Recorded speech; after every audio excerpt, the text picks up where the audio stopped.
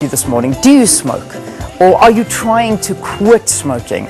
I'm speaking to my husband here. All right, well, it is said that within 20 minutes of quitting, blood pressure actually returns to normal. And within 8 hours, the carbon monoxide level in the blood actually drops.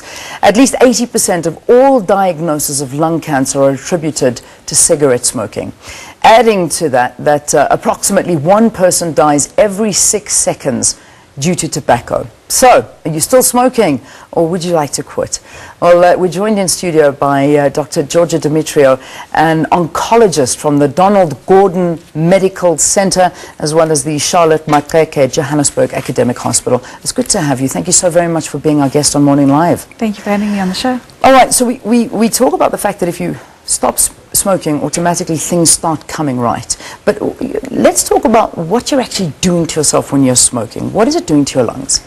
It's actually damaging them. I mean, you are slowly killing yourself and starving your body of oxygen. And as you're doing that, you are potentially creating little cancer cells that can, over time, increase in size, increase in number.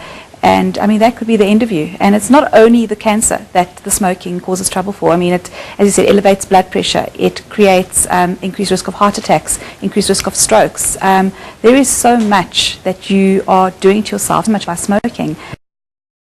It's immeasurable, actually. Yeah. So, I mean, when you stop smoking, are you already reversing those effects? I mean, just, you know, whatever I said here, within 20 minutes of quitting, you're already starting to see. But I mean, is that almost like giving yourself your life back?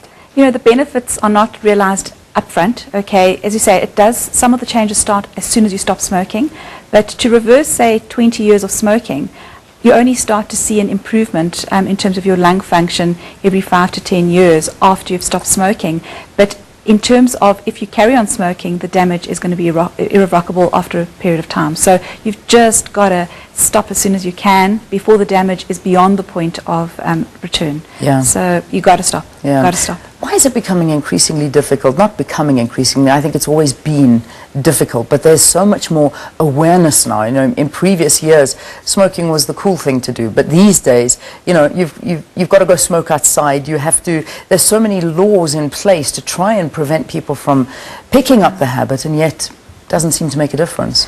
Yeah, I think there's such strong anti-smoking laws and so many penalties in sort of first world, in inverted commas, countries that you know, the drug, well, the sort of tobacco companies, I call them drug companies, but tobacco companies are trying to peddle their trade in areas where maybe the laws aren't quite so strict. So I've got to credit our last 2-3 ministers of health by saying, you know, they really came on hard, and they came down hard with sort of anti-smoking laws. You cannot smoke in a restaurant anymore. I mean, gone are the days we used to have a smoky-filled restaurant. You cannot smoke in the workplace anymore. You cannot smoke in public buildings anymore. So they make it more and more difficult for people to smoke. And I think we are seeing a downward trend in terms of smoking, especially in males. Unfortunately, in females, it's still seen as a somewhat cool thing to do. And we just need to keep chipping away at that. But it's very, I mean, in Australia, there are serious sort of penalties against the smoking companies and tobacco companies, sort of warning on all their packaging, you know, one sort of style of packaging, nothing fancy, nothing that looks attractive.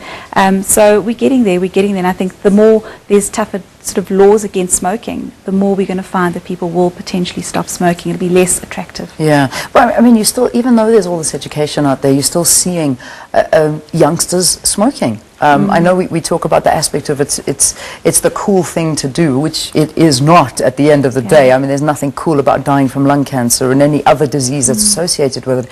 But people are still going into it. How are you? I mean, we see what government is doing. How do you as sort of try and prevent the youth from picking this habit up? I think the youth is always in a hurry to grow up. You know, they really want to be seen as older. And one of the things that's older is, you know, you start smoking, you start drinking, you know, you're one of the cool crowd. But the concept has to change, that it's actually just not cool to smoke. And that's what part of a Be Cancer Aware campaign this year for Cancer Awareness Month is about, is saying, too cool to smoke. Yeah. You know, is it cool? No, actually, I'm too cool to actually do that. Give us an idea of what actually happens to your lungs when you start getting lung cancer. I mean, what's going on inside?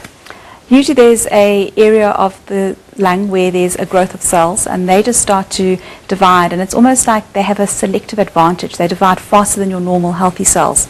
And that mass eventually over time can actually block off your air pipes, and your windpipe and your trachea and your bronch. You could actually find that there's no air going into one of your lungs, or either both of your lungs or part of your lungs, or there can just be just a sort of snowstorm of disease throughout the lungs, and that can just prevent you from being able to get oxygen into your body. Okay. I'm going to throw very quick questions at you, and you just give me very quick answers. Sure. Are you ever too old to stop? No, absolutely not. You can stop at any time. Anytime. You just got to want to do it, and you've got to have a lot of support around you.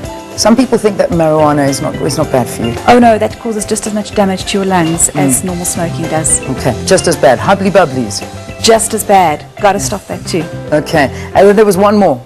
Pregnancy and smoking. An absolute no-no. We know that babies of moms who are smoking are lower weight at birth.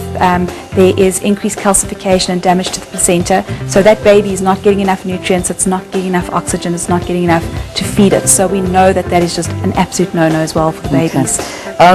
BeCancerAware.co.za. Will that assist if you're wanting to Absolutely. There's lots of links to other websites to help you quit smoking. All right, you're a star. Thank you. Thanks for coming in and talking to us. Dr. Georgia Demetrio, an oncologist with the Donald Gordon Medical Institute and Charlotte Maxeke Johannesburg Academic Hospital as well. BeCancerAware.co.za or Facebook BeCancerAware as well. If you want to quit, try. Just try. It's worth it. All right, let's take